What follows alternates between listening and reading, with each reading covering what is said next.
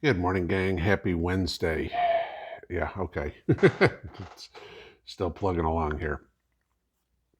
So, we are less than a week before the midterm elections, and there's one prep that you probably need to get before the elections. And well, you need to get them all, but one that you can pretty much guarantee you're going to see a big price spike here in a week, and that's gasoline, fuel, whatever would be. In the last couple of days, the dictator in chief has announced he wants to put a windfall tax on the oil companies for the profits that they're making. Okay, that they are causing gas prices to go up. There's no truth to it, but then again, there's nothing that ever comes out of his mouth that has any truth to it. If you look at the price of oil, a barrel of oil, crude oil, versus the price of gas throughout the Biden presidency, they are moving in lockstep, okay? I mean, we got up to $5 a gallon of gas. They've dropped down 25%. Gas prices have dropped since the peak of the summer. Guess what oil's done? Oil's also dropped 25%. From the hike that we had from the day he took office until July, yep, again, same percentage, okay? It's not oil companies that are making too much profit. It's the price of oil is too high, and Joe doesn't see that. That the true blame for it lies directly on his administrative policies, okay? Has nothing to do with excess profits. It has everything to do with the fact that we're not drilling, we're not fracking, we're not transporting, shipping, doing whatever, okay? And it's causing a supply and demand issue. Now, I've said this before, that we know we're going to have a shellacking in the elections here in a week.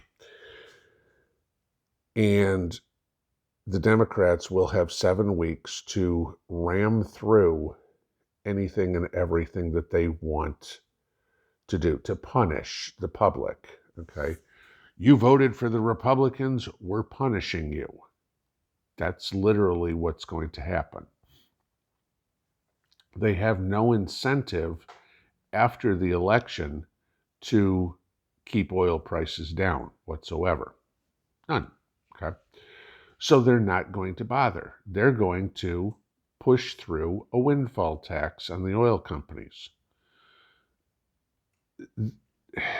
Of course, it makes no sense. It's like anything else. Is you tax the company more, and all they do is pass that cost on to the end user, you and me. So if Joe raises taxes on oil companies, let's just make it up, 10 cents a gallon of gas, what do you think is going to happen to the price of a gallon of gas? It's going to go up 10%. See, this is the problem, and this is what they won't tell you, right? They don't want the oil companies to do any more exploration. They don't want them to increase their technology because they're stuck with this stupid Green New Deal, thinking that we can run the world on unicorn farts and rainbows. You know, I think I told you guys a week or so ago that all the battery capacity in the world, all of it, if you fully charged every single battery in the world, we have enough electricity to run the world for 75 seconds. Okay, that's the battery capacity we have. Fuel oil is a necessity for everything.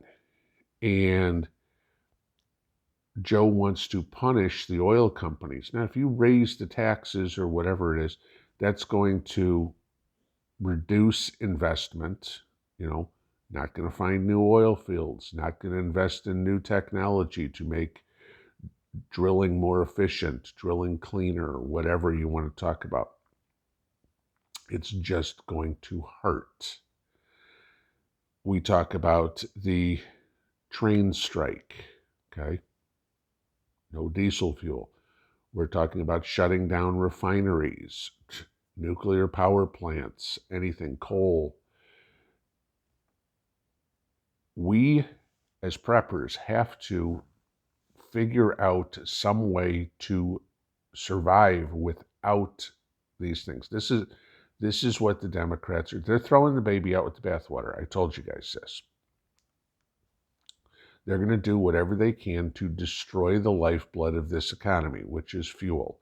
We don't have diesel fuel. We don't have trains. We don't have trucks. We don't have school buses. We don't have garbage trucks, whatever would be, the military. Okay, this country is toast. We are back in the 1800s by the time you wake up in the morning without diesel fuel. All right, there is no transportation whatsoever. If there's no diesel fuel, there's no way to get gasoline to the store. Just because you don't own a diesel car, there's no way to get 18-wheelers that deliver that gasoline to your gas station run on diesel. Okay, it's imperative that you stock up whatever fuel you're going to use. Fill both cars, fill your